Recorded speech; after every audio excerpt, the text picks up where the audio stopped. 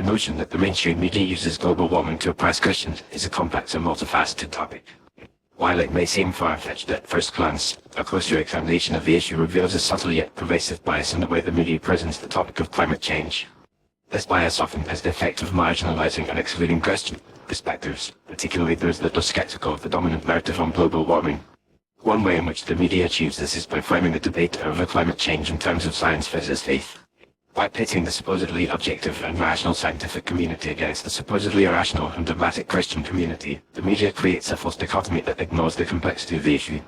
This framing also has the effect of demonizing Christians who question the dominant narrative on climate change, portraying them as anti-science and anti-intellectual.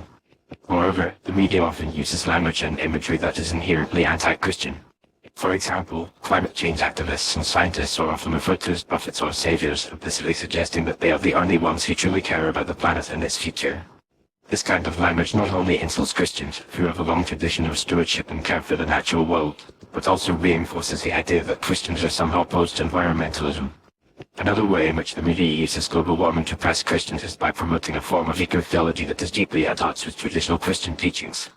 This eco-theology often emphasizes the idea that the natural world is sacred and deserving of worship, and that human beings are merely one part of a larger ecosystem.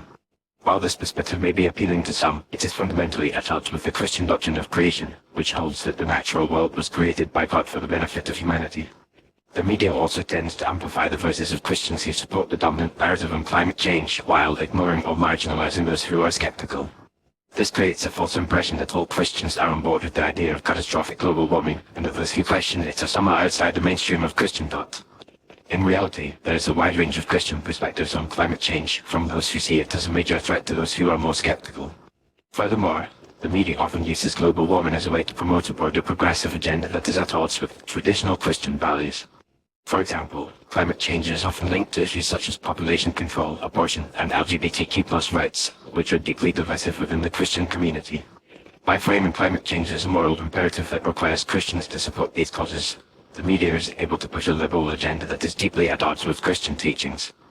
In addition, the media's focus on global warming has also led to the suppression of alternative perspectives on the issue. Christians who question the dominant narrative on climate change are often subjected to ridicule, scorn, and even outright censorship. This creates a chilling effect, where Christians are reluctant to speak out on the issue for fear of being ostracized or marginalized. In conclusion, the mainstream media's treatment of global warming is often deeply problematic from a Christian perspective. By framing the debate in terms of science versus faith, promoting eco-theology, amplifying certain Christian voices while marginalizing others, and using climate change to promote a broader progressive agenda, the media creates a narrative that is hostile to traditional Christian values. This narrative not only oppresses Christians but also distorts the public discourse on climate change, making it more difficult to have a nuanced and informed conversation about this critical issue.